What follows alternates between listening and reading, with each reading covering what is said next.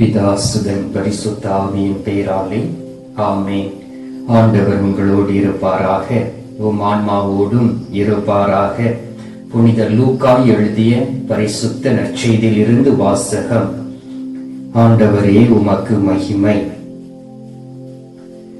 அதிகாரம் 12, இறைவார்த்தை 32. சிறு மந்தையாகிய நீங்கள் அஞ்ச வேண்டாம். உங்கள் தந்தை உங்களை தம் ஆட்சிக்கு உட்படுத்த திருவுளம் கொண்டுள்ளார்.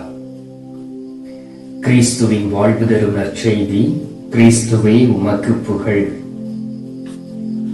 கிறிஸ்துவுக்குள் பிரியமான என் அன்பு சகோதர சகோதரிகளே, இன்று அதிகாலையிலே நம் ஆண்டவராகிய இயேசு கிறிஸ்து உங்களை பார்த்து சொல்லுகின்றார், என் மகளே, மகனே, நீ அஞ்ச வேண்டாம்.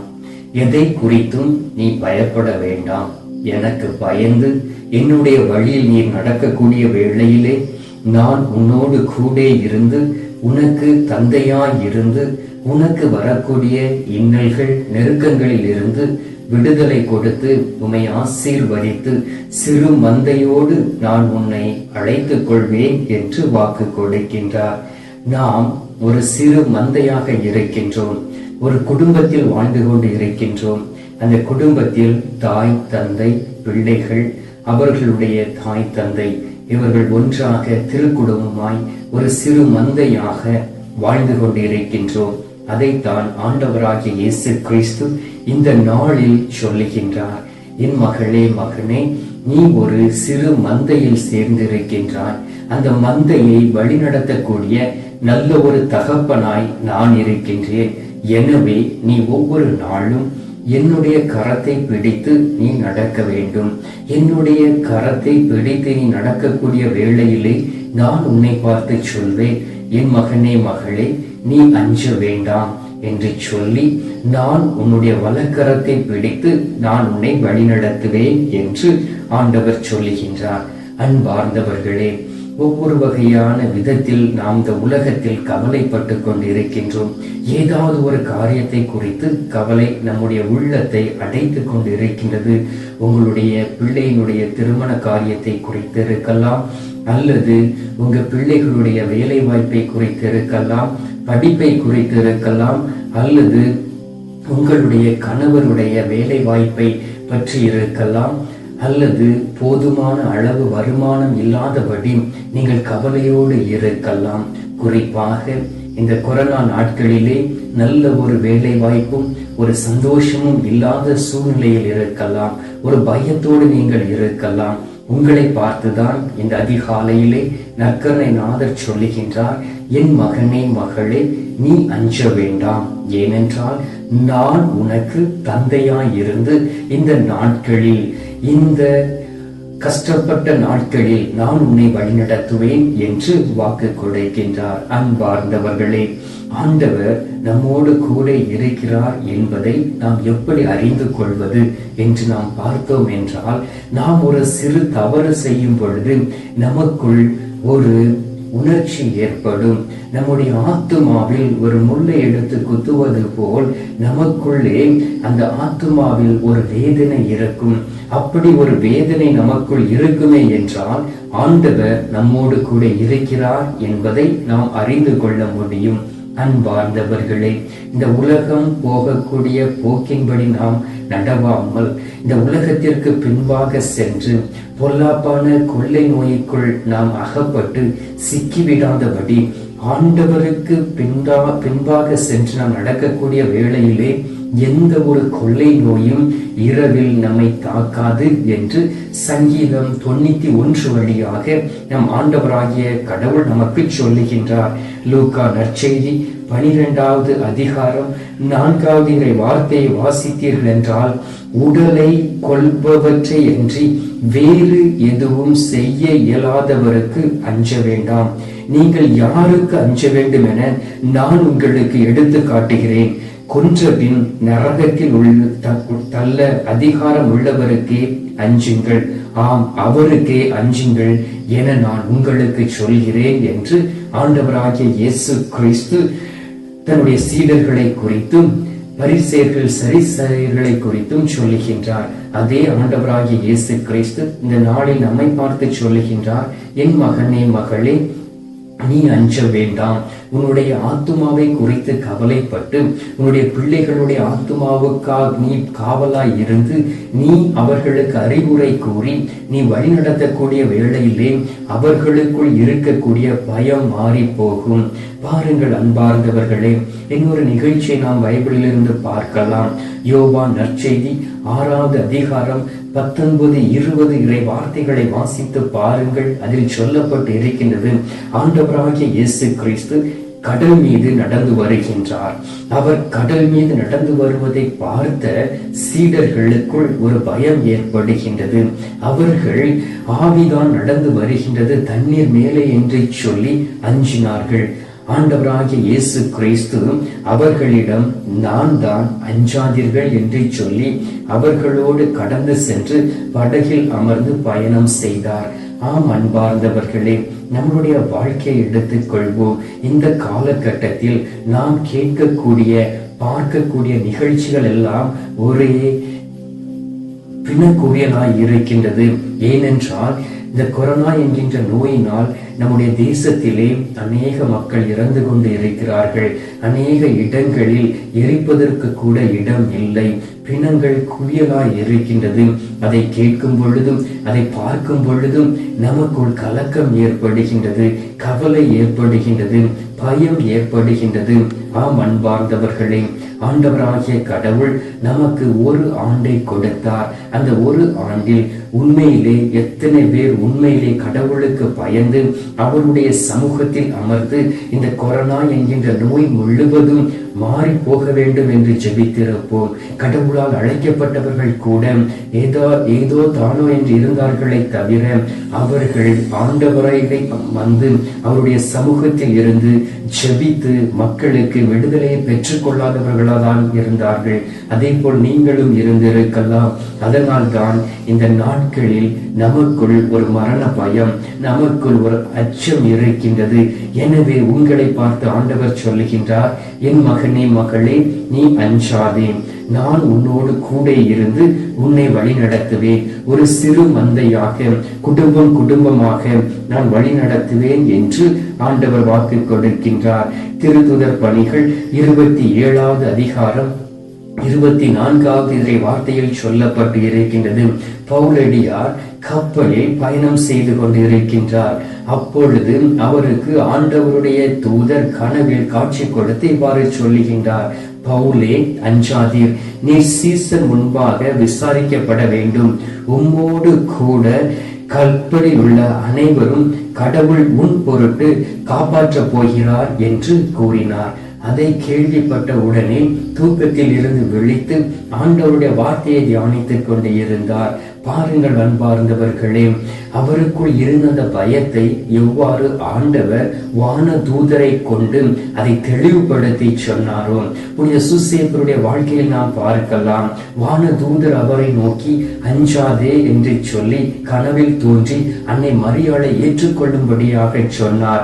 அதே போல் பாருங்கள், லூக்கா நற்செய்தி 1வது அதிகாரம் 13வது இறை வார்த்தையில் சொல்லப்பட்டு இருக்கின்றது. வான தூதர் சக்கரியாவுக்கு தோன்றி அவரை நோக்கி, அஞ்சாதீர், உமது மன்றாட்டு கேட்கப்பட்டது. உமது மனைவி எலிசபெத்து உமக்கு ஒரு மகனை பெற்றுக் கொடுப்பார் என்று சொல்லி அவருக்குள் இருந்த எதிர்காலத்தை குறித்த பயத்தை ஆண்டவரிடத்து மாற்றினார். பணி செய்து கொண்டு இருந்த பவுலடியாருடைய உள்ளத்தில் இருந்த அந்த பயத்தை எடுத்து மாற்றிய ஆண்டவர், அவரை வானதூதரை கொண்டு திடப்படுத்திய ஆண்டவர், சக்கரியாவுக்கு குழந்தை பாக்கியம் இல்லை, எதிர்காலம் எப்படி இருக்குமோ, என்னுடைய குலம் இதோடு அழிந்து போகும், என்னுடைய தலைமுறை இதோடு கடந்து போகும் என்று சொல்லி வருத்தத்தோடு இருந்த சக்கரியாவுடைய குடும்பத்தில் ஒரு அற்புதத்தை செய்த ஆண்டவர் உங்களுடைய வாழ்க்கையிலும் இருக்கக்கூடிய பயத்தை எடுத்து மாற்றி ஒரு அற்புதத்தை செய்வார் அல்லவா அன்பார்ந்தவர்களே. எனவே எதை குறித்தும் அஞ்சாதீர்கள், எதை குறித்தும் பயப்படாமல் ஆண்டவரை குறித்த பயம் மட்டும் நம்முடைய உள்ளத்தில் நிரம்பி இருக்குமே என்றால் நம்மால் பாவம் செய்ய முடியாது. நம்மால் கடவுளுக்கு எதிராய் செயல்பட முடியாது. கடவுளுக்கு எதிராய் செயல்படுவது என்றால் கடவுளுடைய வார்த்தைகளுக்கு கீழ்ப்படியாமல் இருப்பது, கடவுளுடைய வழியில் நடக்காமல், கோயிலுக்கு செல்லாமல், ஆண்டவரை நாம் பெற்றுக்கொள்ளாமல் இருப்பது. எனவே இப்படிப்பட்ட சூழ்நிலைகளில் இருந்து வெளியிலே வந்து நம் ஆண்டவராகிய இயேசு கிறிஸ்துவை தொழுது அவருடைய வழியில் நீங்கள் நடக்கக்கூடிய பிள்ளைகளாய் இருக்க வேண்டும். லூக்கா நற்செய்தி 1வது அதிகாரம் 30வது வார்த்தையில் அன்னை மரியாளை நோக்கி வானதூதர் சொல்லுகின்றார், அவரை பார்த்து, மரியா, அஞ்ச வேண்டாம், கடவுளுடைய அருளை பெற்றுள்ளீர் என்று ஆண்டவருடைய தூதர் அவருக்கு சொல்லுகின்றார். அன்பார்ந்தவர்களே, ஒவ்வொரு நாளும் ஆண்டவர் நம்மோடு பேச ஆசைப்படுகின்றார். ஒவ்வொரு நாளும் ஆண்டவர் நம்முடைய குரலை கேட்டு நம்மோடு தங்கி நம்முடைய குடும்பத்தை ஆசீர்வதிப்பதற்காக விருப்பம் கொள்ளுகின்றார். ஆனால் பாருங்கள், நம்முடைய பிரச்சனைகள் மட்டுமே நமது கண்களுக்கு முன்பாக நிற்கின்றது. இப்பொழுது உலகம் முழுவதும் உள்ள மக்களுடைய கண்களுக்கு முன்பாக இருப்பது அந்த கொரோனா என்கின்ற அந்த பொல்லாப்பான நோய். ஆண்டவராகிய கடவுள் அவர்களுக்கு முன்பாக இல்லை. அந்த நோயை மட்டுமே கண்களுக்கு முன்பாக வைத்து அவர்கள் பயணம் செய்து கொண்டு இருக்கிறார்கள். எனவே அது ஒரு பெரிய காரியமாய் தெரிகின்றது. அந்த நோயினால் அநேக பேர் பாதிக்கப்பட்டு இறந்து கொண்டு இருக்கிறார்கள். ஆண்டவருக்கு முன்பாக வந்து முழங்கால் படியிட்டு ஆண்டவரை நோக்கி செபித்து ஆண்டவருடைய சமூகத்தில் அமர்ந்து அவருடைய உதவியை கேட்டு மன்றாடுங்கள். ஆண்டவர் உங்களை பாதுகாப்பாய் வைப்பார். உங்களுக்குள் இருக்கக்கூடிய மரண பயத்தை எடுத்து மாற்றுவார். எஸ்ஐயா 54வது அதிகாரம் 4வது வார்த்தையில் சொல்லப்பட்டு இருக்கின்றது, அஞ்சாதே, நீ அவமானத்திற்கு உள்ளாக்கப்பட மாட்டாய், வெக்கி நாணாதே, இனி நீ இழிவாக நடத்தப்பட மாட்டாய் என்று ஆண்டவர் சொல்லுகின்றார். ஆம் அன்பார்ந்தவர்களே, பாவம் செய்து விட்டீர்களா? தவறி விழுந்து விட்டீர்களா? அதனால் வெக்கி நீங்கள் இழிவான நிலையில் இருந்து கொண்டு இருக்கிறீர்களா?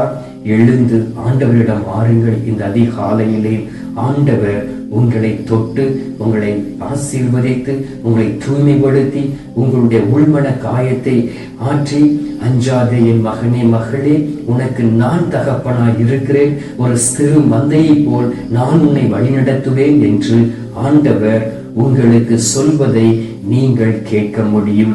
எரேமியா 30வது அதிகாரம் 10வது வார்த்தையில் சொல்லப்பட்டு இருக்கின்றது, என் ஊழியன் யாக்கோபே அஞ்சாதே, இஸ்ரவேலே கலங்காதே என்கிறார் ஆண்டவர். அப்படி என்றால் ஆண்டவர் நம்மை பார்த்து சொல்லுகின்றார், உன்னுடைய கலக்கத்தை எடுத்து நான் மாற்றப் போகின்றேன், உனக்குள் இருக்கக்கூடிய அந்த பயத்தை எடுத்து மாற்றப் போகின்றேன். எனவே உண்மையான உள்ளத்தோடு என்னை தேடி வா என் மகனே மகளே, நான் உன்னோடு கூட இருந்து உன்னை வழிநடத்துவேன் என்று ஆண்டவர் வாக்கு கொடுக்கின்றார்.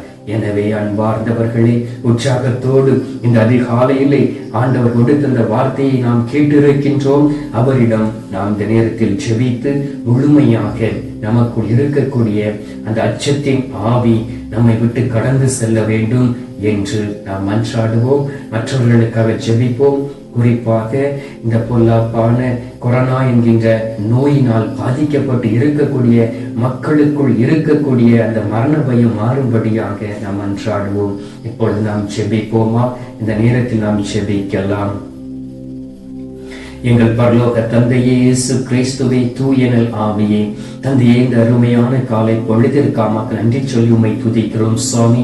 இந்த அதிகாலையிலே நீர் எங்களை தேடி வந்து எங்களுக்குள் இருக்கக்கூடிய பயத்தை எடுத்து மாற்றுவதற்காக, அஞ்சாதே என் சிறு மந்தையே, நீ அஞ்சாதே, உன்னோடு நான் கூட இருக்கின்றேன், உனக்குள் இருக்கக்கூடிய அந்த மரண பயத்தை எடுத்து நான் மாற்றுவேன், உனக்கு தந்தையாய் இருந்து நான் உன்னை வழிநடத்துவேன் என்று வாக்கு கொடுத்திருக்கின்றாரே. இந்த அன்பு நேசருடைய முகத்தை பார்த்து, என் இயேசுவே, என்னுடைய குடும்பத்தில் கடந்து வந்து நாங்கள் இருக்கக்கூடிய இந்த சூழ்நிலைகளை எடுத்து மாற்றி நீரே எங்களை உமது மந்தைக்குள் சேர்த்து சிறு சிறு மந்தையாய் எங்களை வழிநடத்தும் என்று சொல்லி நீங்கள் கேளுங்கள். இந்த நேரத்தில் கேட்போர் எல்லோரும் பெற்றுக்கொள்வீர்கள். ஒரு மனிதருக்கு முன்பாக நீங்கள் கேட்கவில்லை, நம் ஆண்டவராகிய இயேசு கிறிஸ்துவுக்கு முன்பாக அமர்ந்து இருந்து நீங்கள் கேட்டுக்கொண்டு இருக்கிறீர்கள். எனவே நீங்கள் எந்த ஒரு போராட்டம் போராட்டத்திற்கும் இடம் கொடுத்து விடாதபடி நம் ஆண்டவராகிய இயேசு கிறிஸ்துவிடம் நீங்கள் கேளுங்கள். இயேசுவே, என்னுடைய கவலையை எடுத்து மாற்றும். ஒரு வகையான கவலையோடும் போராட்டத்தோடும் நான் இந்த உலகத்தில் வாழ்ந்து கொண்டிருக்கின்றேன். அது எனக்கு ஒரு பயத்தின் ஆவியை கொடுத்து இருக்கின்றது. அதன் மூலம் நான் அச்சத்தோடு வாழ்ந்து கொண்டு இருக்கின்றேன். ஒரு மகிழ்ச்சி எனக்குள் இல்லை, ஒரு சந்தோஷம் எனக்கு இல்லை என்று சொல்லி வாய் திறந்து ஆண்டவரை நோக்கி என்னோடு இணைந்து ஜெபியுங்கள். ஆண்டவர் தாமே வல்லமையோடு கடந்து வந்து இந்த நேரத்தில் உங்கள் வாழ்க்கையில் இருக்கக்கூடிய முழுமையான அந்த பயத்தின் ஆவி எடுத்து மாற்றி பரிசுத்தாவின் வல்லமையை இந்த நேரத்தில் பிள்ளைகளுக்கு கொடுக்க ஆண்டவர் சித்தமாய் இருக்கின்றார். அன்பார்ந்த இயேசு சுவாமி, இதோ இந்த கத்தோலிக்க காணியர்களின் வழியாக உமது திருமுகத்தை பார்த்து உம்மை நோக்கி ஜெபித்து, ஆண்டவரே, எனக்குள் இருக்கக்கூடிய பயத்தை எடுத்து மாற்றும். என்னுடைய தேசத்தை ஆட்கொண்டு இருக்கக்கூடிய பயத்தை எடுத்து மாற்றும். ஆண்டவரே, கொரோனா நோயினால் பாதிக்கப்பட்டு பயத்தோடும் அச்சத்தோடும் வாழ்ந்து கொண்டு இருக்கக்கூடிய பிள்ளைகளுடைய பயத்தை எடுத்து மாற்றும்.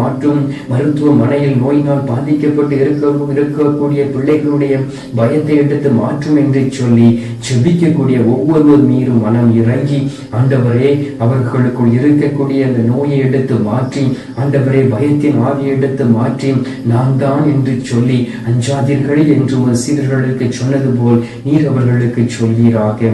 நற்கருணை நாதரே, பரிசுத்த தெய்வமே, எங்களோடு கூட இருப்பவரே, எங்களுக்கும் நீர் காட்சியோடு பேசுவீராக. ஆண்டவரை, தரிசனத்தோடு பேசும்படியாக ஜெபிக்கிறோம். ஆண்டவரே, யார் யாருக்கெல்லாம் நீர் காட்சிகளையும் தரிசனங்களையும் கொடுக்கிறீர்களோ அவர்கள் உண்மையோடு உத்தமத்தோடு இருந்து உமக்கு கீழ்ப்படிந்து நடக்கக்கூடிய பிள்ளைகளாய் இருப்பார்களாக. அன்பார்ந்த இயேசு சுவாமி, உம்மை விட்டு அவர்கள் பிரிந்து போய்விடாதபடி உம்மோடு ஒன்றித்திருந்து நடக்கக்கூடிய ஆற்றலையும் வல்லமையும் கொடுக்கும்படியாக உம்மை நோக்கி ஜெபிக்கிறோம். சுவாமி தந்தையே, இந்த நாளிலும் கூட உடலை கொள்வதையன்றி வேறு எதுவும் செய்ய இயலாதவருக்கு அஞ்ச வேண்டாம் என்று சொன்னீரே. ஆண்டவரே, உமக்கே அஞ்சி எங்களுடைய ஆத்மாவை பாதுகாத்து, பிள்ளைகளுடைய ஆத்மாவை பாதுகாத்து, முடிந்த அளவுக்கு மற்றவருடைய ஆத்மாவை பாதுகாத்து அவர்களை உமது வழியை நடக்க எங்களை பழக்க வைக்கும்படியாக ஜெபிக்கிறோம். ஆண்டவரே, இந்த அதிகாலையிலே ஆண்டவரே, சிறு மந்தையாகி எங்களுடைய ஜெபத்தினை கேட்டிருப்பதற்காக நன்றி. ஆண்டவரே, இந்த அதிகாலையில் எங்களுடைய ஜெபத்தை கேட்டு அதில் தந்திருப்பதற்காக ஸ்தோத்திரம் ஸ்தோத்திரம் ஸ்தோத்திரம். மீட்பரும் இரட்சகருமான இயேசுவின் திருக்கரத்தில் ஒப்புக் கொடுத்து எங்கள் தாய் கன்னி மரியாள் வழியாக ஜெபிக்கின்றோம். எங்கள் நல்ல தந்தையே, ஆமீன். பரலோகத்தில் இருக்கிற எங்கள் பிதாவே, உம்முடைய நாமம் அர்ச்சிக்கப்படுவதாக, உம்முடைய ராஜ்யம் வருக, உம்முடைய சித்தம் பரலோகத்தில் செய்யப்படுவது போல உலகத்திலும் செய்யப்படுவதாக. எங்கள் அனுதின உணவை எங்களுக்கு இன்று அளித்தருளும். எங்களுக்கு தீமை செய்கிறவர்களை நாங்கள் பொறுப்பது போல எங்கள் பாவங்களை பொறுத்தருளும். எங்களை சோதனையில் உள்ள விடாதையும் தீமையில் இருந்து எங்களை ரட்சித்தருளும். ஆமேன். அருள் நிறைந்த மரியே வாழ்க, கர்த்தர் உடனே பெண்களுக்குள் ஆசீர்வதிக்கப்பட்டவள் நீரே. உம்முடைய திரு வயிற்றின் கனியாகிய இயேசு ஆசீர்வதிக்கப்பட்டவரை. அஜிஷ்ட மரியே, சர்வேசுடைய மாதாவி, பாவிகளா இருக்கிற எங்களுக்காக இப்பொழுதும் எங்கள் மரண நேரத்திலும் வேண்டிக் கொள்ளும். ஆமேன். பிதாவுக்கும் சுதனுக்கும் பரிசுத்த ஆவிக்கும் மகிமை உண்டாவதாக. அதில் இருந்தது போல இப்பொழுதும் எப்பொழுதும் என்றென்றும் இருப்பதாக. ஆமேன். அன்பார்ந்தவர்களே, ஆண்டவர் உங்களுக்குள் இருக்கக்கூடிய மரண பயத்தை எடுத்து மாற்றியிருக்கின்றார்.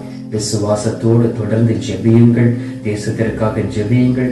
தேசத்திற்காக உபவாசம் இருந்து ஜெபியுங்கள். முழங்கால் படியிட்டு ஜெபியுங்கள். ஆண்டவர் உங்களுடைய ஜெபத்தை கேட்டு உங்களுடைய கண்ணீரை துடைத்தது போல் மக்களுடைய கண்ணீரையும் துடைக்க அவர் ஆயத்தமாய் இருக்கின்றார். நம்முடைய ஜெபத்திற்காக காத்திருக்கின்றார். எனவே இந்த நேரத்தில் நம்முடைய ஜெபத்திற்காக காத்திருக்கக்கூடிய நற்கருணை நாதர் தரக்கூடிய அந்த மெய்யான ஆசீர்வாதத்தை பெற்றுக்கொள்வோம்.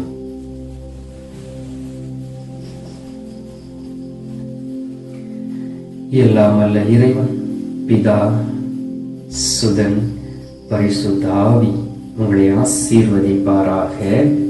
ஆமீன்.